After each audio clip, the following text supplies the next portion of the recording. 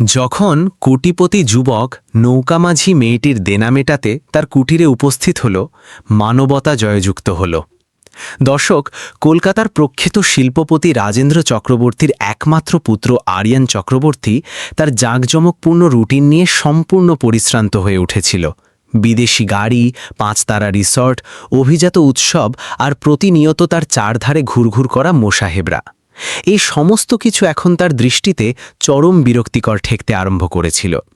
ঠোঁটে কৃত্রিম হাসি বজায় থাকলেও অন্তরের গভীরে এক অজানা রিক্ততা বিরাজ করত।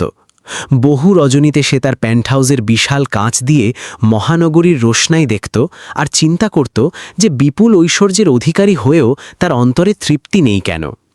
তার পিতা আশা করতেন সে কোম্পানির দায়িত্ব নিক, সমাজের উঁচুতলার মানুষদের সাথে মিশুক এবং বংশের প্রতিপত্তি আরও প্রসারিত করুক। তবে আরিয়ানের চিন্তাধারা এই সমস্ত কিছু থেকে ক্রমশ বিচ্ছিন্ন হয়ে পড়ছিল। একদা তার বিশ্ববিদ্যালয়ের এক প্রাক্তন সহপাঠীর চিত্র প্রদর্শনীর আমন্ত্রণ এলো। অনুষ্ঠানটি মহানগরী থেকে বহু দূরে এক প্রত্যন্ত মৎস্যপল্লীতে আয়োজিত হয়েছিল। আরিয়ান দ্বিতীয়বার চিন্তা না করেই ওই স্থানে যাওয়ার সিদ্ধান্ত চূড়ান্ত করে ফেলল। সম্ভবত সে কিছুদিনের জন্য এই যান্ত্রিক কোলাহল থেকে মুক্তি পেতে চাইছিল। পরদিন ভোরে সে তার সাদা রেঞ্জ রোভারে চেপে সেই গন্তব্যের উদ্দেশ্যে রওনা হলো। সাফার স্টিয়ারিং ধরেছিল আর আরিয়ান কাঁচের ভেতর দিয়ে 2 ধারের বিস্তীর্ণ জলাশয়, নারকেল বাগান আর মিঠো পথ পর্যবেক্ষণ করছিল। কংক্রিটের জঙ্গল আর ধোঁয়াশা থেকে বিচ্ছিন্ন এই স্নিগ্ধ প্রকৃতি তার ভীষণ পছন্দ হচ্ছিল। জীবনের প্রথমবার তার উপলব্ধি হল যে সুখ কেবল সুউচ্চ প্রাসাদে নয়, বরং প্রকৃতির ছোট ছোট উপহারেও লুকিয়ে থাকতে পারে। ঘণ্টা 3 পর আচমকা তাদের বিলাসবহুল যানটি বিকট শব্দে দাঁড়িয়ে পড়ল। চালক দ্রুত নেমে ইঞ্জিন পরীক্ষা করতে শুরু করল। বেশ কিছুক্ষণ পর হতাশ হয়ে জানালো, স্যার, যন্ত্রাংশ সারাই করতে অনেকটা সময় প্রয়োজন। আরিয়ান মোবাইল বের করল, কিন্তু সিগন্যাল একেবারেই পাওয়া যাচ্ছিল না। সে চারদিকে তাকালো। বিস্তীর্ণ প্রান্তর আর কর্দমাক্ত পথ ছাড়া কিছুই নেই। রোদ প্রখর হচ্ছিল এবং চারদিকে এক নিস্তব্ধতা বিরাজ করছিল। ঠিক সেই মুহূর্তে দূর থেকে জলের ছলাৎ ছলাৎ শব্দ ভেসে এলো। আরিয়ান তাকিয়ে দেখল একটি কাঠের তৈরি ডিঙি নৌকা খাল বেয়ে তাদের দিকে অগ্রসর হচ্ছে। ডিঙি নৌকায় বসা এক তরুণী দাঁড় বাইতে বাইতে আপন মনে স্থানীয় ভাটিয়ালি গাইছিল। তার পরনে ছিল মেরুন রঙের তাঁতের শাড়ি আর সাধারণ ব্লাউজ। তাকে দেখে মনে হচ্ছিল জীবনের কোনো অভাবেই তার আনন্দকে কেড়ে নিতে পারেনি। মুখে স্নিগ্ধতা আর হাসিটা ছিল অত্যন্ত মায়াবী। নৌকাটি পাড়ের কাছে ভিড়তেই তরুণীটি হাসি মুখে প্রশ্ন করল, দেখে মনে হচ্ছে আপনাদের দামি যন্ত্র এই পল্লীগ্রামের কাদার কাছে হার মেনেছে। আরিয়ান জীবনে প্রথমবার কোনো অপরিচিতার মুখে এমন স্পষ্ট আর চিন্তামুক্ত কথা শুনে মুচকি হাসল। সে প্রত্যুত্তরে বলল, হয়তো এখানকার পথঘাট বাইরের মানুষদের সহজে আপন করতে চায় না। তরুণীটি তৎক্ষণাৎ জবাব দিল, পথ নয় বাবু, এখানকার মাটি মানুষের অন্তর যাচাই করে, গাড়ির চাকা নয়। তার এই বাক্যটি সোজা আরিয়ানের মর্মে গিয়ে আঘাত করল। বড় শহরে সে প্রতিনিয়ত মানুষকে স্বার্থ আর ক্ষমতার মাপকাঠিতে বিচার করতে দেখেছে, কিন্তু এই নির্জন গ্রামে একজন অচেনা মেয়ে কোনো সংকোচ বা প্রলোভন ছাড়াই এত খাঁটি কথা বলছে।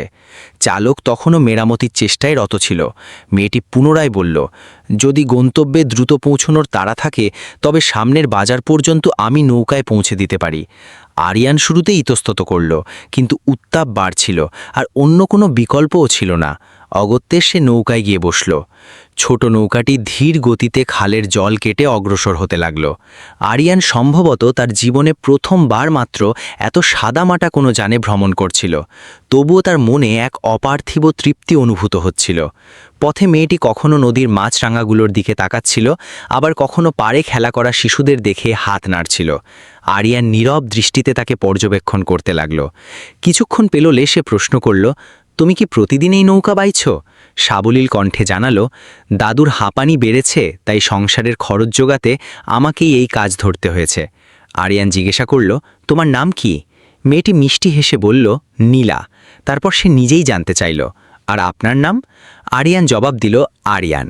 মেয়েটি কিছুটা কৌতুকের সুরে বলল, নামটা তো বেশ রাজপুত্রদের মতো। এই মন্তব্য শুনে আরিয়ান অনেক দিন পর প্রাণ খুলে হাসল। বেশ কিছুক্ষণ পর তারা স্থানীয় একটি গ্রামীণ হাটের কাছে পৌঁছল। জায়গাটিতে বেশ জনসমাগম ছিল। বাঁশবেতের দোকান, মিষ্টির স্টল, লোকবাদ্য আর ক্রেতাদের ভিড়ে চারপাশটা বেশ উৎসবমুখর লাগছিল। আরিয়ান নৌকা থেকে নামার মুহূর্তে মানিব্যাগ থেকে কিছু নোট বের করে নীলার দিকে এগিয়ে দিল। কিন্তু নীলার অভিব্যক্তি 1 সেকেন্ডেই কঠিন হয়ে গেল। সে অর্থ নিতে সম্পূর্ণ অস্বীকৃতি জানালো এবং বলল, আমরা আর্থিকভাবে পিছিয়ে থাকতে পারি বাবু, কিন্তু মানুষের বিপদে হাত বাড়িয়ে তার পারিশ্রমিক নিই না। আরিয়ান তার এই দৃঢ়তা দেখে নির্বাক হয়ে গেল। ইটপাথরের শহরে সে প্রতিনিয়ত মানুষকে অর্থের কাছে বিক্রি হতে দেখেছে, অথচ এখানে সামান্য উপার্জনের এক মেয়ে নিজের মর্যাদাকে সবার ঊর্ধ্বে স্থান দিচ্ছে। আরিয়ান হাটের দিকে পা বাড়ালো, কিন্তু তার ভাবনা বারবার পেছনে ফেলে আসা সেই সাধারণ মেয়েটির দিকেই ছুটছিল। অন্যদিকে নীলাও নৌকা ঘোরানোর ফাঁকে এক পলক তাকে দেখে নিল। দুজনের কেউ ঘুণাক্ষরেও টের পায়নি যে এই আকস্মিক সাক্ষাৎ তাদের ভবিষ্যৎ পুরোপুরি বদলে দিতে চলেছে। হাটে আরিয়ান তার বন্ধুদের সাথে মিলিত হল, কিন্তু তার মন কোনোভাবেই সেখানে বসছিল না। হঠাৎ তার চোখে পড়ল কিছু লোক একজন বৃদ্ধকে প্রকাশ্যেই অপমান করছে। একজন পেশিবহুল লোক কর্কশ্বরে ধমকাচ্ছিল, এবার যদি আসল আর সুদ না দিস তাহলে তোদের আমবাগান আর ওই নৌকো দুটোই আমি বাজেয়াপ্ত করব। আরিয়ান তীক্ষ্ণ দৃষ্টিতে দেখল ওই বৃদ্ধ ব্যক্তিটি নীলার দাদু। নীলা তাদের সামনে ঢাল হয়ে দাঁড়িয়ে লোকটির সাথে বাদানুবাদ করছিল। তার চোখে শঙ্কা থাকলেও গলার আওয়াজ ছিল বেশ সাহসী। বাজারের লোকজন শুধু দৃশ্য উপভোগ করছিল, কিন্তু কেউ সাহায্যার্থে আসছিল না। ঠিক তখনই সেই নিষ্ঠুর লোকটি রেগে গিয়ে নীলার দাদুকে সজোরে ধাক্কা দিল।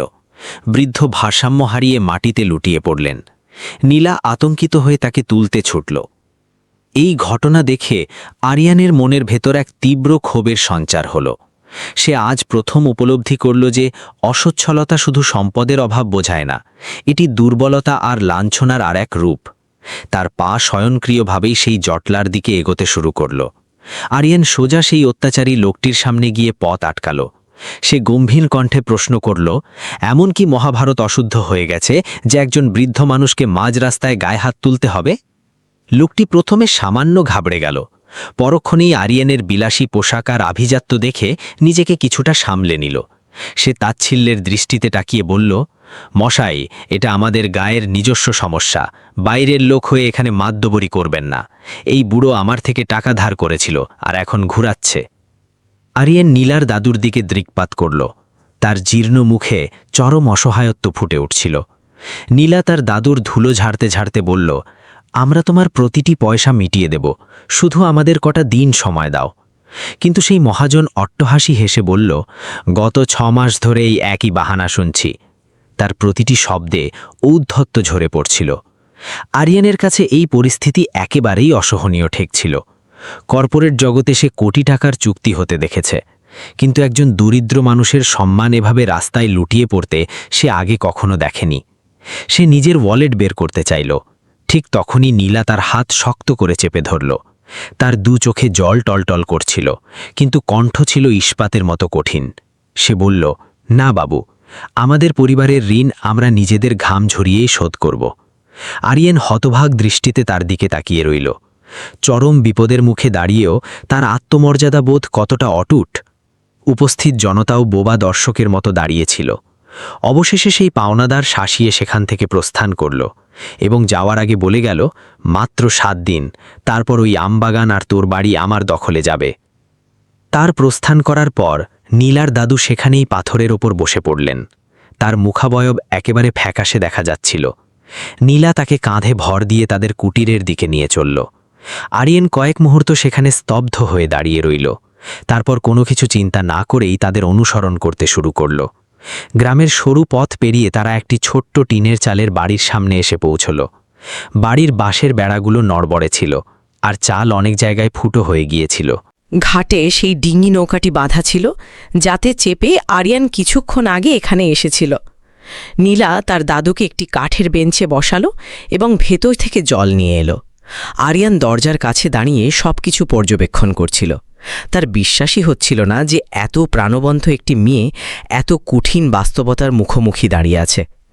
নীলা তার দিকে ফিরে তাকালো এবং মৃদু স্বরে বলল, আপনি ফিরে যান বাবু, আমাদের দুর্দশা দেখলে আপনার মন কেবল ভারাক্রান্তই হবে।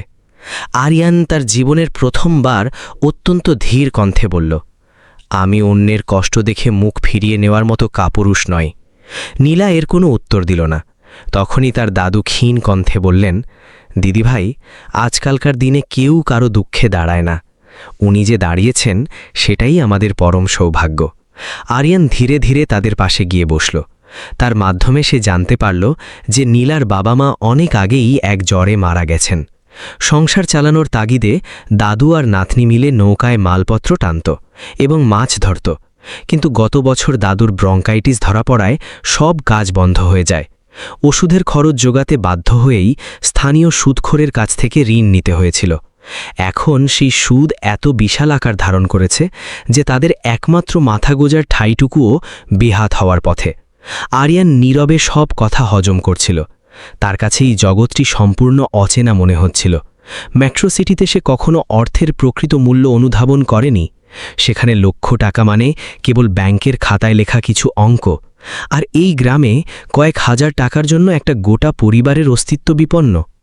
গোধূলি নেমে আসছিল। নীলা উনুনে আঁচ দিয়েছিল। সাধারণ শাকসবজি আর চালের ভাতের ঘ্রাণ পুরো ঘরটিতে ম করছিল। আরিয়ান দেখল এই বাড়িতে অভাব থাকলেও একটা অদ্ভুত মায়া জড়িয়ে আছে। নীলা কাজের ফাঁকেই তার দাদুকে ওষুধ খাওয়াচ্ছিল, গায়ে চাদর জড়িয়ে দিচ্ছিল। ঠিক এই সময় আরিয়ানের মোবাইল বেজে উঠল। তার শহরের বন্ধুরা বারবার জানতে চাইছিল সে হঠাৎ কোথায় হারিয়ে গেল।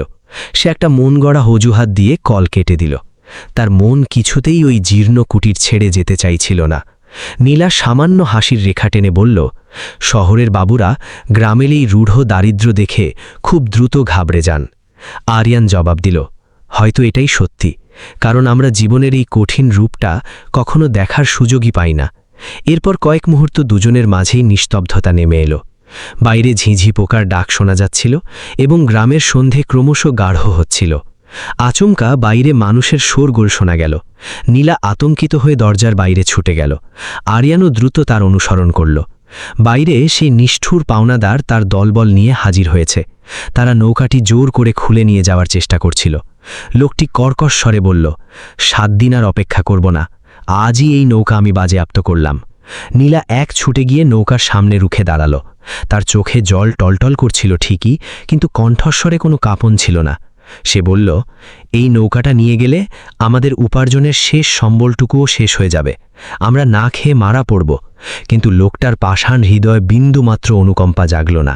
আরিয়ানের ভেতরের বারুদ এবার চলে উঠল। সে সামনে এগিয়ে গিয়ে নৌকার দড়ি শক্ত করে ধরে অত্যন্ত কড়া সুরে বলল, এই নৌকা কেউ এক চুলও সরাতে পারবে না। মহাজন ভ্রুকুটি করে তার দিকে তাকিয়ে বলল, মশাই, বাইরে থেকে ঘুরতে এসেছেন, তাই এখানকার নিয়মকানুন জানেন না। ধার শোধ না করলে সম্পত্তি ক্রোক হবেই। আশেপাশের প্রতিবেশীরা ততক্ষণে সেখানে ভিড় জমিয়েছিল। সবাই শুধু নীরব দর্শক হয়ে দাঁড়িয়েছিল, কিন্তু কেউ টু শব্দটিও করছিল না। আরিয়ান তার পকেট থেকে স্মার্টফোন বের করে নিজের পিএকে কল করল। কয়েক মিনিট নিচু স্বরে কথা বলার পর সে মহাজনের দিকে স্থির দৃষ্টিতে তাকিয়ে বলল, কাল সকালের মধ্যে তোমার অ্যাকাউন্টে পুরো টাকা ঢুকে যাবে।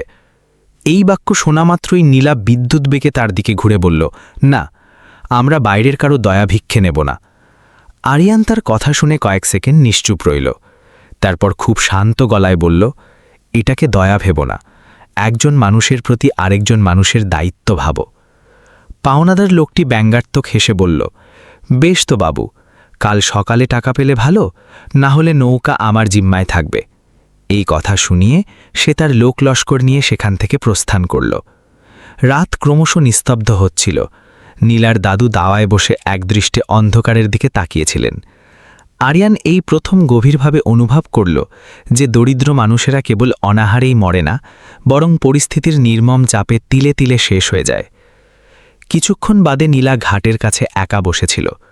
তার চোখ দুটো কান্নার কারণে ফুলে লাল হয়েছিল। আরিয়ান নিঃশব্দে গিয়ে তার পাশে বসল। বেশ কিছুক্ষণ তারা দুজনেই কোনো বাক্য বিনিময় না করে তারায় ভরা আকাশের দিকে তাকিয়ে রইল। এরপর নীলা অত্যন্ত ম্লান স্বরে বলল, অভাব মানুষকে ভেতর থেকে কতটা অসহায় করে দেয় তা আপনি বুঝবেন না বাবু। আরিয়ান তার মুখের দিকে তাকালো। তার প্রথমবারের মতো মনে হলো এই সাধারণ মেয়েটির জীবনের সংগ্রাম উপলব্ধি করা তার পক্ষে খুব একটা সহজ হবে না। আরও কিছুক্ষণ তারা নিশ্চুপ বসে রইল। রাতের কনকনে হাওয়া বইছিল। দূর জঙ্গল থেকে শেয়ালের দাগ ভেসে আসছিল, আর নদীতে জলের ছলছল শব্দ শোনা যাচ্ছিল। নীলার দৃষ্টি মাটিতে নিবদ্ধ ছিল। মনে হচ্ছিল সে বুকের ভেতর জমে থাকা অনেক না বলা কথা চেপে রাখার চেষ্টা করছে। কিছুক্ষণ নীরবতার পর সে ধীর কণ্ঠে বলল, গরিবদের প্রতিদিন এক নতুন আতঙ্কের সাথে লড়াই করে বাঁচতে হয়। কখনো দুবেলার খাবারের চিন্তা, কখনো সমাজের কটূক্তি, আবার কখনো নিজেদের শেষ সম্বলটুকু হারানোর ভয়। আরিয়ান তার কথাগুলো মন্ত্রমুগ্ধের মতো শুনছিল। সে তার বিলাসী জীবনে কখনো কাউকে এত নিখাদ আর বাস্তব যন্ত্রণার কথা বলতে শোনেনি। আরিয়ান আলতো স্বরে বলল, সব দরিদ্র মানুষ মনের দিক থেকে দুর্বল হয় না নীলা, বরং অনেক কোটিপতি আছেন যারা মনের দিক থেকে চরম দরিদ্র। এই কথা শুনে নীলা প্রথমবারের মতো আরিয়ানের চোখের দিকে তাকালো। তার চোখে এক অদ্ভুত বিস্ময় খেলা করছিল।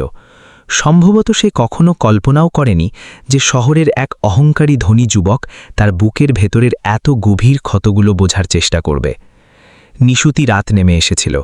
আরিয়ানের সঙ্গীরা অনবরত ফোন করে যাচ্ছিল, কিন্তু সে কোনো ডাকেই সাড়া দিল না। তার কেবলই মনে হচ্ছিল যে এই ভাঙাচোরা উঠোনে বসে সে জীবনের চরম বাস্তবতাকে খুব কাছ থেকে উপলব্ধি করছে। পরের দিন সকালে পুরো তল্লাটে খবর রটে গেল যে শহরের এক বড়লোকের ছেলে নীলাদের বাড়িতে রাত কাটিয়েছে। পড়শিরা নানা জল্পনা কল্পনা শুরু করল।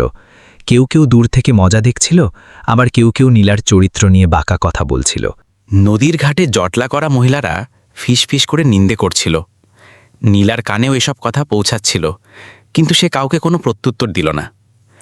আরিয়ান যখন ঘর থেকে বেরোলো, তখন সে গ্রামবাসীদের তীক্ষ্ণ দৃষ্টি অনুভব করল। জীবনে প্রথমবার সে বুঝল যে দরিদ্র মানুষকে শুধু টাকার অভাব নয়, সমাজের কুৎসাও তিলে তিলে মারে। সে নীলার দিকে তাকালো। নীলা তখন নৌকায় জাল গোছাচ্ছিল। দেখে মনে হচ্ছিল যেন এসব কথায় তার বিন্দুমাত্র ভ্রুক্ষেপ নেই, কিন্তু তার চোখের বিষণ্ণতা সবকিছু স্পষ্ট করে দিচ্ছিল। সকাল 10টা নাগাদ গ্রামের মিঠো পথে কয়েকটা দামি এসইউভি এসে ব্রেক কষল। কৌতূহলী গ্রামবাসীরা ভিড় জমালো। আরিয়ানের ম্যানেজার কিছু রক্ষীসহ গাড়ি থেকে নামল। তাদের হাতে ব্রিফকেস ছিল। খবর পেয়েই সেই পাওনাদারও তড়িঘড়ি করে সেখানে হাজির হলো। তার চোখে মুখে আগের মতোই অহংকার লেপ্টে ছিল। আরিয়ান সোজা তার সামনে গিয়ে বলল, তোমার মোট পাওনার হিসেব বের করো। মহাজন দ্রুত খাতা খুলল। সে চক্রবৃত্তি হারে সুদ কষে বিশাল একটি অঙ্কের কথা শোনাল। উপস্থিত জনতা আঁতকে উঠল। নীলা এবং তার দাদুর মুখ শুকিয়ে গেল। তাদের ধারণা হলো হয়তো এবার এই শহরের ছেলেটি পিছিয়ে যাবে। কিন্তু আরিয়ান একটি শব্দ উচ্চারণ না করে তার ম্যানেজারের দিকে ইশারা করল। চোখের পলকে টাকায় ঠাসা ব্রিফকেসটি মহাজনের সামনে খুলে ধরা হলো।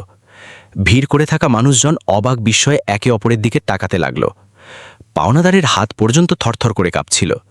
সে তড়িঘড়ি করে নোটগুলো গুনতে বসল। নীলা একদম নিশ্চুপ হয়ে দাঁড়িয়েছিল। তার চোখে জল চিকচিক করছিল। তবে এবার সেই জলে বেদনার চেয়ে হতবাক হওয়ার রেশ বেশি ছিল।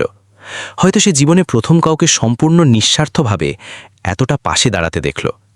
টাকা গোনা শেষ হতেই আরিয়ান ঋণের স্ট্যাম্প পেপারগুলো হাতে নিল এবং সবার সামনে টুকরো টুকরো করে ছিঁড়ে বাতাসে উড়িয়ে দিল। পুরো গ্রামে শ্মশানের মতো স্তব্ধতা বিরাজ করছিল। নীলার দাদুর দুচোখ বেয়ে অঝরে জল ঝরছিল। তিনি কাপা কাপা হাতে আরিয়ানের পা ছুঁয়ে প্রণাম করতে গেলেন, কিন্তু আরিয়ান তৎক্ষণাৎ পিছিয়ে গিয়ে বলল, দাদু, আমাকে লজ্জিত করবেন না। আমি কেবল একজন মানুষের প্রতি আরেকজন মানুষের দায়িত্ব পালন করেছি মাত্র। এই কথা শুনে সেখানে দাঁড়িয়ে থাকা অনেক নিন্দুকের মাথা নিচু হয়ে গেল। হয়তো প্রথমবারের মতো গ্রামবাসী কোনো বিত্তবান মানুষকে এমন নিরহংকার রূপে দেখল। কিন্তু ভিড়ের একদম পেছনে থাকা একজন লোক আড়ালে দাঁড়িয়ে ফোনে কাউকে খবর দিচ্ছিল। সে নিচু স্বরে বলল, বড়বাবুর ছেলে তো গ্রামের এক জেলের মেয়ের প্রেমে হাবুডুবু খাচ্ছে। এই সংবাদ দ্রুত শহরে পাঠাতে হবে। অন্যদিকে আরিয়ানের বিন্দুমাত্র ধারণা ছিল না যে এই কটা দিন তার গোটা জীবনের মুড় ঘুরিয়ে দিতে চলেছে। বিকেল হতেই চায়ের দোকানে তাকে নিয়েই চর্চা শুরু হলো। কেউ কেউ তার মহত্ব নিয়ে পঞ্চমুখ ছিল, তো কেউ কেউ তাকে নিয়ে হাসি ঠাট্টা করছিল। নীলার কাছে এসব খুব অস্বস্তিকর লাগছিল।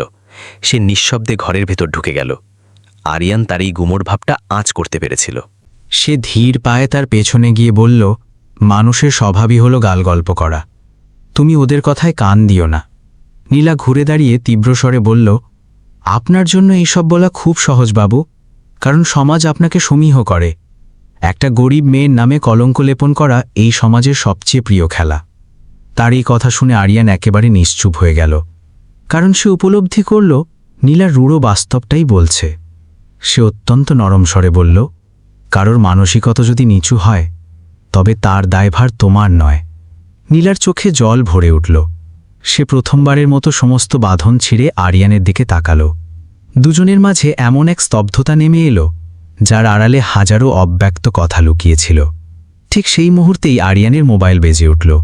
স্ক্রিনে তার বাবা রাজেন্দ্র চক্রবর্তীর নাম জলজল করছিল। আরিয়ান কল রিসিভ করতেই ওপাশ থেকে ক্রোধে ফেটে পড়া কণ্ঠস্বর ভেসে এলো, তুমি ওই অজপাড়া গায়ে কী করছো? আরিয়ান কিছু একটা দুলতে যাবে তার আগেই তার বাবা গর্জে উঠলেন, গোটা শহরে রটে গেছে যে চক্রবর্তীদের একমাত্র ওয়ারিশ কোনো ছোট লোকের মেয়ের বাড়িতে পড়ে আছে। আরিয়ান শান্ত স্বরে জবাব দিল, বাবা, ওরা খুব বিপদে পড়েছিল। কিন্তু রাজেন্দ্র চক্রবর্তী তাকে থামিয়ে দিলেন। তিনি অত্যন্ত কড়া গলায় নির্দেশ দিলেন, তুমি কাল সকালেই প্রথম সুযোগে শহরে ফিরে আসবে। কল কেটে যাবার পর আরিয়ান বেশ কিছুক্ষণ স্তব্ধ হয়ে দাঁড়িয়ে রইল। জীবনের প্রথমবার তার মনে হলো যে তার জীবনটা আর কেবল তার নিজের নিয়ন্ত্রণে নেই। একদিকে তার পরিবারের বিশাল প্রতিপত্তি আর সম্মান, অন্যদিকে নীলা আর তার বেঁচে থাকার সংগ্রাম। সেই রাতটা আরিয়ানের নির্ঘুম কাটল। অন্যদিকে নীলাও নদীর ঘাটে বসে জ্যোৎস্না দেখছিল। তার মনের ভেতর এক অজানা শঙ্কা দানা বাঁধছিল। তার কেবলই মনে হচ্ছিল ভোর হলেই আরিয়ান তাকে চিরতরে ছেড়ে চলে যাবে। সকালে চারদিকে কুয়াশা মাখা রোদ ছড়িয়ে পড়ল। আরিয়ান বিদায় নেওয়ার জন্য প্রস্তুত হল। তার কনভয় ঘাটের কাছে অপেক্ষা করছিল। নীলার দাদু অস্ত্রসজল চোখে তাকে আশীর্বাদ করলেন। আরিয়ান জোর করে হাসতার চেষ্টা করল, কিন্তু তার চেহারায় লুকিয়ে থাকা কষ্টটা স্পষ্ট বোঝা যাচ্ছিল। ঠিক তখনই নীলা ধীর বায়ে তার সামনে এসে দাঁড়াল। কয়েক মুহূর্ত দুজনেই অপলক দৃষ্টিতে একে অপরের দিকে তাকিয়ে রইল। তারপর নীলা কম্পিত কণ্ঠে বলল, আপনি যে উপকার করলেন তা আমি আজীবন মনে রাখব। আরিয়ান প্রত্যুত্তরে বলল, আমিও হয়তো তোমাকে কোনোদিন ভুলতে পারব না। এই কথা শুনতেই নীলার দুচোখে জল ভরে উঠল, কিন্তু সে নিজেকে প্রাণপণ শক্ত করে রাখল। আরিয়ান গাড়ির পেছনে সিটে গিয়ে বসল। কনভয়টি ধীরে ধীরে ধুলো উড়িয়ে গ্রাম ছাড়তে লাগল। নীলা রাস্তার একপাশে দাঁড়িয়ে এক দৃষ্টে তাদের চলে যাওয়া দেখতে লাগল। যতক্ষণ না গাড়িগুলো দিগন্তে মিলিয়ে গেল, সে ঠিক সেখানেই মূর্তির মতো দাঁড়িয়ে রইল।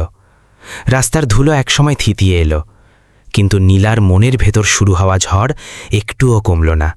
তার মনে হচ্ছিল যেন তার সত্তার একটি অবিচ্ছেদ্য অংশ হঠাৎ করেই অনেক দূরে হারিয়ে গেল। সে বেশ কিছুক্ষণ সেই জনশূন্য পথের দিকে তাকিয়ে রইল, তারপর ভারী পায়ে ঘরের ভেতর ঢুকে গেল। অন্যদিকে মহানগরীতে পা রাখতেই আরিয়ানের জগৎ সম্পূর্ণ বদলে গেল। যখনই সে তার বিলাসবহুল প্রাসাদে প্রবেশ করল, তার পিতা রাজেন্দ্র চক্রবর্তী ক্রোধে ফেটে পড়ে তার পথ আটকালেন। তার কণ্ঠস্বর ছিল আগের চেয়ে বহুগুণ তীক্ষ্ণ। তিনি হুঙ্কার দিয়ে উঠলেন, আজ থেকে ওই বস্তি আর ওই মেয়ের ছায়াও যেন তোমার জীবনে না পড়ে।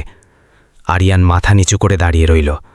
তার মা পরিস্থিতি সামাল দেওয়ার উদ্দেশ্যে বললেন, শোনো বাবা, কিছু সম্পর্ক শুধু উপন্যাসের পাতাতেই মানায়, রিয়েল লাইফে স্ট্যাটাস দেখতে হয়। এই কথা শুনে আরিয়ান জীবনের প্রথমবার দৃপ্ত কণ্ঠে প্রতিবাদ করে উঠল, যদি মানবিকতা আর মানুষের সম্মানের কোনো স্ট্যাটাস না থাকে তবে এই কাগজের টাকার কী দাম আছে? তার এই স্পষ্ট জবাবে পুরো ড্রয়িং রুম নিস্তব্ধ হয়ে গেল। রাজেন্দ্র চক্রবর্তী রাগে ফুসফুস করতে করতে নিজের স্টাডিতে চলে গেলেন, কিন্তু আরিয়ানের কল্পনায় তখন শুধুই নীলার মুখচ্ছবি ভাসছিল। নদীর পাড়, নৌকার ছলাৎ ছলাৎ শব্দ আর তার সারল্য আরিয়ানের হৃদয়ের গভীরে খোদাই হয়ে গিয়েছিল। অন্যদিকে গ্রামে নীলা পুনরায় তার দৈনন্দিন পরিশ্রমে ফিরে গিয়েছিল। সে কাক ভরে জাল নিয়ে বেরিয়ে পড়ত, মাছ ধরত আর সন্ধেবেলায় দাদুর চিকিৎসার দেখাশোনা করত। কিন্তু এখন আর তার চোখে মুখে সেই প্রাণবন্ত হাসিটা ছিল না। সে বাইরের পৃথিবীর কাছে নিজেকে অত্যন্ত কঠিন প্রমাণ করার চেষ্টা করত, কিন্তু রাত গভীর হলেই বালিশে মুখ বুজে ফুপিয়ে কাঁদত। কয়েক সপ্তাহ পর শহরে আরিয়ানের বিয়ের তোড়জোড় শুরু হলো। রাজেন্দ্র চক্রবর্তী তার এক কোটিপতি পার্টনারের মেয়ের সাথে বিয়ের দিন নিক্ষণ পাকা করে ফেললেন। বাংলো জুড়ে এলাহি আয়োজন শুরু হলো। আত্মীয়দের শুভেচ্ছা বার্তা আসতে শুরু করল। সবাই এই হাই প্রোফাইল জুটির প্রশংসা করছিল, কিন্তু আরিয়ানের ভেতরটা একেবারে শ্মশানের মতো খাঁ খাঁ করছিল। এক সন্ধ্যায় তার হবু স্ত্রী তনয়া নিজের পরিবারের সদস্যদের সাথে তাদের বাংলোতে ডিনারে এলো। তনয়া অত্যন্ত শিক্ষিতা এবং তীক্ষ্ণ বুদ্ধিসম্পন্ন মেয়ে ছিল। সে প্রথম দর্শনেই আরিয়ানের চেহারার উদাসীনতা ধরে ফেলল। কিছুটা একান্তে সুযোগ পেতেই সে আরিয়ানের কাছে গিয়ে মোলায়েম স্বরে জিজ্ঞাসা করল, আপনি কি এই বিয়েটা নিজের ইচ্ছেতে করছেন? আরিয়ান কিছুক্ষণ নিশ্চুপ রইল। তার এই নীরবতাই ছিল সবচেয়ে বড় উত্তর। তনয়া সবটা আঁচ করে নিল। সে অত্যন্ত শান্ত গলায় প্রশ্ন করল, আপনার হৃদয় কি অন্য কারোর জায়গা হয়ে গেছে? আরিয়ান ধীরে ধীরে সম্মতিসূচক মাথা নাড়ল। তনয়া বেশ কিছুক্ষণ তার চোখের দিকে তাকিয়ে রইল, তারপর বলল, যার হৃদয়ে অন্য ঠিকানায় বাধা পড়ে আছে তাকে জোর করে নতুন সম্পর্কে জড়ানোটা ঘোর অন্যায়। অন্যদিকে গ্রামের নীলাও প্রতিনিয়ত নিজের মনকে প্রবোধ দিচ্ছিল। সে নিজেকে বারবার বোঝাত যে আকাশ আর মাটির কখনো মিলন হতে পারে না, কিন্তু আরিয়ানের বলে যাওয়া কথাগুলো বারবার তার কানে প্রতিধ্বনিত হতো। কিছুদিন পর শহরে আরিয়ানের এঙ্গেজমেন্টের গ্র্যান্ড পার্টির আয়োজন করা হলো। সমাজের নামিদামি সব ব্যক্তিত্ব সেখানে আমন্ত্রিত ছিলেন। ফ্ল্যাশলাইটের ঝলকানি আর অর্কেস্ট্রার সুরের মাঝে আরিয়ান স্টেজের ওপর দাঁড়িয়েছিল, কিন্তু তার চোখে মুখে কোনো উচ্ছ্বাস ছিল না। ঠিক তখনই আচমকা তনয়া মাইক্রোফোন হাতে নিয়ে সবার সামনে তাকে জিজ্ঞাসা করল, আপনি কি অন্য কোনো মেয়েকে ভালোবাসেন? গোটা ব্যাঙ্কোয়েট হল শ্মশানের মতো নিস্তব্ধ হয়ে গেল। আমন্ত্রিতরা স্তম্ভিত হয়ে আরিয়ানের দিকে তাকাতে লাগল। রাজেন্দ্র চক্রবর্তীর মুখ রাগে লাল হয়ে উঠল। আরিয়ান কয়েক সেকেন্ড চুপ থেকে একদম স্পষ্ট ও জোরালো কণ্ঠে উত্তর দিল। এটি শোনামাত্রই পুরো হলের আবহাওয়া বদলে গেল। আরিয়ান আরও যোগ করল, যে মেয়ে চরম দারিদ্র্যের কষাঘাত সহ্য করেও নিজের আত্মসম্মান বিকিয়ে দেয়নি, যে কোনো লোভের কাছে মাথা নত করতে শেখেনি, আমি তাকেই নিজের জীবনসঙ্গী হিসেবে চাই। তনয়ার মুখে একচিলটে তৃপ্তির হাসি ফুটে উঠল। সে আলতো করে বলল, তাহলে আপনার এখনই তার কাছে ছুটে যাওয়া উচিত, এই নকল আসরে নয়। রাজেন্দ্র চক্রবর্তী ক্ষোভে ফেটে পড়ে আরিয়ানের সামনে এসে আঙুল উঁচিয়ে বললেন, যদি তুমি ওই ভিখারিনীটার কাছে যাও তবে এই সাম্রাজ্যের সাথে তোমার সমস্ত সম্পর্ক আজই শেষ হয়ে যাবে। আরিয়ানের চোখে জল টলটল করে উঠল, কিন্তু এবার সে একটুও টলল না। সে অত্যন্ত শান্ত অথচ দৃঢ় গলায় বলল, যদি কোনো অসহায় মানুষের হাত ধরলে রক্তের সম্পর্ক ছিন্ন হয়ে যায়, তবে এমন ঠুনকো সম্পর্ক ভেঙে যাওয়াই শ্রেয়। এই কথা বলে সে স্টেজ থেকে নেমে হনহন করে বেরিয়ে গেল। জীবনের প্রথমবার সে তার বংশের অহংকার আর সম্পদের মোহ ত্যাগ করে নিজের বিবেকের ডাককে বেছে নিয়েছিল। সারা রাত ড্রাইভ করে সে সেই অচেনা গ্রামের পথ ধরল। অন্যদিকে নীলা তার কুটিরের উঠোনে বসে আকাশের তারাদের দিকে তাকিয়েছিল। তার মনের এক কোণে এখনও হয়তো কোনো অলৌকিক আশার প্রদীপ জ্বলছিল, কিন্তু সে নিজেকে পাথরের মতো শক্ত করে নিয়েছিল যে আরিয়ান আর কোনো দিন এই মেঠো পথে পা রাখবে না। ঠিক তখনই দূরের কাঁচা রাস্তা ধরে গাড়ির জোরালো হেডলাইট ধেয়ে আসতে দেখা গেল। পড়শিরা অবাক হয়ে ঘর থেকে বেরিয়ে এলো। নীলাও ধীরে ধীরে উঠে দাঁড়ালো। অল্প সময়ের মধ্যেই সেই সাদা রেঞ্জ রোভারটি এসে তার বাড়ির উঠোনে ব্রেক কষল। দরজা খুলে গেল এবং আরিয়ান নেমে এলো। তার চেহারায় দীর্ঘ জার্নির ক্লান্তি থাকলেও চোখে মুখে বিন্দুমাত্র সংশয় ছিল না। গ্রামবাসীরা বিস্ময়ে হতভাগ হয়ে এই দৃশ্য গিলছিল। আরিয়ান ধীর পায়ে নীলার দিকে এগিয়ে এলো। তারপর উপস্থিত সকলের সামনে সে নীলার হাত শক্ত করে ধরে ভরাট গলায় ঘোষণা করল, এবার আমি তোমাকে আর কখনো একা ছেড়ে যাব না। নীলার দুচোখ ছাপিয়ে বাঁধ ভাঙা জল নেমে এলো। সে কম্পিত কণ্ঠে ফিসফিস করে বলল, আপনার পরিবার আমাদের এই আকাশ পাতাল তফাৎ কখনো মেনে নেবে না। আরিয়ান বিন্দুমাত্র কালক্ষেপণ না করে জবাব দিল, যদি ভালোবাসার সততাকে মেনে নিতে সমাজের কষ্ট হয়, তবে সেই সমাজ বদলানোর সময় এসেছে, আমাদের পিছিয়ে যাওয়ার নয়। ঠিক তখনই নীলার দাদু ঘর থেকে বাইরে এলেন। আরিয়ানকে পুনরায় দেখতে পেয়ে তার চোখ ঝাপসা হয়ে এলো। আরিয়ান তৎক্ষণাৎ তার পাঁচ হয়ে প্রণাম করে বলল, দাদু, আমি আপনার নাতনির হাত চাইতে এসেছি। এই কথাটি উচ্চারণ হওয়া মাত্রই গোটা গ্রাম যেন স্তব্ধ হয়ে গেল। নীলার দাদু কয়েক মুহূর্ত আরিয়ানের দিকে খ্যালফ্যাল করে তাকিয়ে রইলেন। তারপর তার দুই গাল বেঁধে জল গড়িয়ে পড়তে লাগল। তিনি কাপা গলায় বললেন, বাবু, আমরা যে বড্ড গরিব। আরিয়ান সাথে সাথে উত্তর দিল, আমি সারা জীবন মানুষের টাকার পাহাড় দেখেছি দাদু, এবার আমি মানুষের বিশাল হৃদয় দেখতে চাই। নীলার চোখ থেকে অনবরত অশ্রুধারা বইছিল। হয়তো জীবনের প্রথমবার তার বিশ্বাস হচ্ছিল যে তার অন্ধকার জীবন সত্যি আলোর মুখ দেখতে চলেছে। ঠিক সেই মুহূর্তেই গ্রামের প্রবেশপথে আবারও বেশ কয়েকটি বিলাসবহুল গাড়ির আওয়াজ পাওয়া গেল, এবং এবার যারা গাড়ি থেকে পা রাখল তাদের দেখে উপস্থিত সকলের রক্ত হিম হয়ে গেল। কনভয়ের দরজা খুলে গেল এবং সেখান থেকে রাজেন্দ্র চক্রবর্তী গম্ভীর মুখে বেরিয়ে এলেন। তার পেছনে বেশ কয়েকজন নিরাপত্তা রক্ষী ছিল। গ্রামবাসীরা আতঙ্কে একে অপরের দিকে তাকাতে শুরু করল। নীলা ভয়ে আরিয়ানের পেছনে লুকিয়ে পড়ল। তার মনে হলো হয়তো এবার তাদের শেষ সম্বলটুকুও কেড়ে নেওয়া হবে। রাজেন্দ্র চক্রবর্তী ধীর পদক্ষেপে আরিয়ানের একদম সামনে এসে দাঁড়ালেন। তার চোখে মুখে ক্ষোভের আগুন স্পষ্ট দেখা যাচ্ছিল। তিনি অত্যন্ত কঠিন গলায় বললেন, তুমি চক্রবর্তীদের সম্মান আজ ধুলোয় মিশিয়ে দিয়েছ। আরিয়ান পাথরের মতো স্থির হয়ে দাঁড়িয়ে রইল, কিন্তু সে নীলার হাত এক মুহূর্তের জন্যও ছাড়ল না। বেশ কিছুক্ষণ দম বন্ধ করা নীরবতার পর রাজেন্দ্র চক্রবর্তী নীলার দাদুর দিকে দৃষ্টি ঘুরিয়ে বললেন, কত টাকার চেক চাই আপনার? অঙ্কটা বলুন, কিন্তু আমার ছেলের জীবন থেকে চিরতরে সরে যান। এই চরম অপমানজনক কথা শোনা মাত্রই সেখানে উপস্থিত সবার মুখে কুলু পেটে গেল। নীলার দাদুর মুখ কাগজের মতো সাদা হয়ে গেল, কিন্তু কেউ কোনো প্রতিবাদ করার আগেই নীলা সামনে এগিয়ে এলো। তার চোখে জল থাকলেও কণ্ঠস্বরে ছিল ইস্পাতের ধার। সে বলল, আমরা দরিদ্র হতে পারি বাবু, কিন্তু কারো আবেগ বিক্রি করে নিজেদের পেট ভরাই না। রাজেন্দ্র চক্রবর্তী কয়েক সেকেন্ডের জন্য একেবারে বোবা হয়ে গেলেন। সম্ভবত তিনি কল্পনাও করেননি যে এক অভাবী মেয়ে এত বড় একজন শিল্পপতির মুখের ওপর এমন জবাব দিতে পারে। আরিয়ানের চোখে তখন অসম্ভব গর্ব ঝরে পড়ছিল। সে তার পিতার দিকে তাকিয়ে বলল, বাবা, আপনি সারা জীবন আমাকে সমাজের বড় মানুষ হতে শিখিয়েছেন, কিন্তু আজ আমি উপলব্ধি করলাম যে বড় মানুষ ব্যাংক ব্যালেন্স দিয়ে হওয়া যায় না। বড় মানুষ হতে গেলে বড় একটার হৃদয় লাগে। এই কথা শুনে আশেপাশে ভিড় করে থাকা অনেক মানুষের মাথা শ্রদ্ধায় নিচু হয়ে গেল। রাজেন্দ্র চক্রবর্তী অপমানে ক্ষোভে সেখান থেকে ঘুরে দাঁড়াতে যাচ্ছিলেন, কিন্তু ঠিক তখনই আচমকা নীলার দাদুর প্রচণ্ড শ্বাসকষ্ট শুরু হলো। চোখের পলকে তার শরীরটা ভারসাম্য হারিয়ে মাটিতে আছড়ে পড়ল। নীলা চিৎকার করে কেঁদে উঠল। সে সাথে সাথে মাটিতে বসে তাকে জড়িয়ে ধরল। আরিয়ানও দ্রুত তাকে সামলাতে বসল। পুরো গ্রামে হুলুস্থুল পড়ে গেল। কেউ মাথায় জল দিতে বলল তো কেউ ডাক্তার ডাকতে ছুটল। আরিয়ান এক মুহূর্ত নষ্ট না করে বৃদ্ধকে পাঁজাকোলা করে নিজের গাড়ির পেছনে সিটে তুলল এবং শহরের বড় হাসপাতালের দিকে গাড়ি ছোটাল। পুরো রাস্তা নীলা তার দাদুর হাত শক্ত করে ধরে অঝরে কাঁদতে থাকল। আরিয়ান বারবার তাকে ভরসা দিচ্ছিল, কিন্তু তার নিজের চোখে মুখেও আতঙ্কের ছাপ স্পষ্ট ছিল। হাসপাতালে পৌঁছানো মাত্রই ডাক্তাররা তাকে ট্রলিতে করে ইমার্জেন্সিতে নিয়ে গেলেন। নীলা অপারেশন থিয়েটারের বাইরে বসে ঈশ্বরের কাছে ব্যাকুল হয়ে প্রার্থনা করছিল। আরিয়ান তার পাশে একটি চেয়ারে নিশ্চুপ হয়ে বসে রইল। বেশ কিছুক্ষণ পর প্রধান চিকিৎসক বাইরে বেরিয়ে এলেন। তার কপালের ভাঁজ দেখে নীলার বুকের ভেতরটা ধক করে উঠল। ডাক্তার অত্যন্ত ধীর স্বরে বললেন, পেশেন্টের কন্ডিশন খুবই ক্রিটিক্যাল, লাইফ সাপোর্ট অবিলম্বে শুরু করতে হবে। এই কথা শুনে নীলার দু চোখ বেয়ে শ্রাবণের ধারা নামল। সে কাঁপা গলায় মিনতি করে জিজ্ঞাসা করল, ডাক্তারবাবু, আমার দাদুভাই প্রাণে বেঁচে যাবেন তো? ডাক্তার সান্ত্বনা সুরে বললেন, আমরা আমাদের তরফ থেকে কোনো ত্রুটি রাখব না। এই বলে ডাক্তার ভেতরে চলে গেলেন।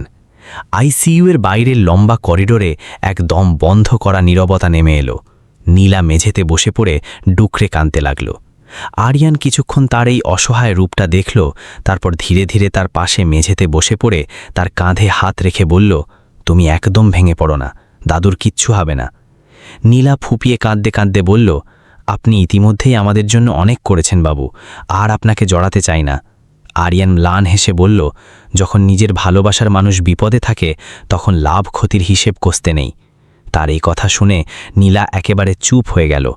হয়তো জীবনের প্রথমবার সে গভীরভাবে উপলব্ধি করল যে আরিয়ান শুধু তার পাশে এসে দাঁড়ায়নি, বরং তার সমস্ত যন্ত্রণাকেও নিজের কাঁধে তুলে নিয়েছে। অন্যদিকে করিডোরের এক প্রান্তে দাঁড়িয়ে রাজেন্দ্র চক্রবর্তী এই পুরো দৃশ্যটা নীরবে পর্যবেক্ষণ করছিলেন। তিনি তার ছেলেকে সারা জীবন কর্পোরেট মিটিংয়ে কড়া হাতে ডিল সামলাতে দেখেছেন, কিন্তু কোনো গরিব পরিবারের জন্য এভাবে ইমোশনালি ভেঙে পড়তে এই প্রথম দেখলেন। কিছুক্ষণ বাদে এক নার্স বাইরে এসে জানালেন যে ইমার্জেন্সি ফান্ডের জন্য এখনই বড় অঙ্কের টাকা ডিপোজিট করতে হবে। আরিয়ান এক মুহূর্ত চিন্তা না করে বিলিং কাউন্টারের দিকে হাঁটা দিল। নীলা তাকে আটকাতে গেলে সে শুধু এটুকুই জবাব দিল, আজ যদি আমি টাকার জন্য পিছিয়ে আসি তবে আয়নার সামনে দাঁড়িয়ে নিজেকে কোনোদিন ক্ষমা করতে পারবো না। চিকিৎসা পুরোদমে শুরু হলো। রাত তখন অনেক গভীর। হাসপাতালের করিডোরে পিনপতন নিস্তব্ধতা বিরাজ করছিল। নীলা ক্লান্তিতে চেয়ারে হেলান দিয়ে বসেছিল। ঠিক তখনই আরিয়ান ক্যান্টিন থেকে তার জন্য 1 কাপ কফি নিয়ে এলো। সে কাপটি তার দিকে বাড়িয়ে দিয়ে নরম স্বরে বলল, সকাল থেকে তোমার পেটে দানা পানি পড়েনি। নীলা কাপটি হাতে নিল ঠিকই, কিন্তু তার দৃষ্টি তখনও আইসিইউ এর লাল আলোর দিকে আটকে ছিল। সে ধরা গলায় বলল, যদি দাদুর কিছু হয়ে যায় তবে এই পৃথিবীতে আমি একদম অনাথ হয়ে যাব। আরিয়ান সাথে সাথে তার হাত দুটো নিজের হাতের মুঠোয় নিয়ে বলল, যতদিন আমার শরীরে প্রাণ আছে তুমি কোনোদিন নিজেকে অনাথ ভাববে না। এই চরম ভরসার কথা শুনে নীলা নিজেকে আর ধরে রাখতে পারল না। তার দু চোখ বেয়ে শ্রাবণের ধারা বইতে শুরু করল। সে জীবনের প্রথমবার কোনো দ্বিধা না রেখেই আরিয়ানের কাঁধে মাথা রাখল। আরিয়ানও নিঃশব্দে তার হাত শক্ত করে ধরে রাখল। সকাল হতেই হাসপাতালে গ্রামের বেশ কিছু মানুষ এসে জড়ো হলো। গতকাল পর্যন্ত যারা তাকে নিয়ে কুৎসা রটাচ্ছিল, আজ তারাই পরম উৎকণ্ঠার সাথে দাদুর স্বাস্থ্যের খোঁজ নিচ্ছিল। হয়তো খাঁটি মানবিকতা ধীরে ধীরে সমাজের কঠিন মানসিকতাকেও গলিয়ে দিচ্ছিল। ঠিক তখনই ডাক্তার হাসি মুখে বাইরে এসে জানালেন, আপনাদের আর চিন্তার কোনো কারণ নেই, পেশেন্ট এখন আউট অফ ডেঞ্জার। এই কথা শোনা মাত্র নীলা আনন্দে কাঁদতে কাঁদতে ভগবানকে ধন্যবাদ জানাতে লাগল। আরিয়ান একটা দীর্ঘ স্বস্তির নিঃশ্বাস ছাড়ল। বহুদিন পর তার চোখ মুখে এমন একটা স্নিগ্ধ শান্তি ফুটে উঠল। কয়েক সপ্তাহ পর নীলার দাদু পুরোপুরি সুস্থ হয়ে গ্রামে ফিরে এলেন। এবার গ্রামীণ পরিবেশটা সম্পূর্ণ অন্যরকম হয়ে গিয়েছিল। মানুষ এখন তাদের দিকে চরম শ্রদ্ধার দৃষ্টিতে তাকাচ্ছিল। যারা একসময় তাদের দারিদ্র্য নিয়ে ব্যঙ্গ করত, তারাই এখন মাথা নিচু করে সম্মান জানাচ্ছিল। এক পরন্ত বিকেলে নদীর ঘাটের সেই পুরনো বটগাছের নিচে আরিয়ান আর নীলা পাশাপাশি দাঁড়িয়েছিল। হঠাৎ পেছন থেকে ভারী জুতোর আওয়াজ পাওয়া গেল। দুজনেই ঘাড় ঘুরিয়ে দেখল স্বয়ং রাজেন্দ্র চক্রবর্তী দাঁড়িয়ে আছেন। তার চেহারায় এবার সেই অহংকারের পরিবর্তে এক অদ্ভুত প্রশান্তি বিরাজ করছিল।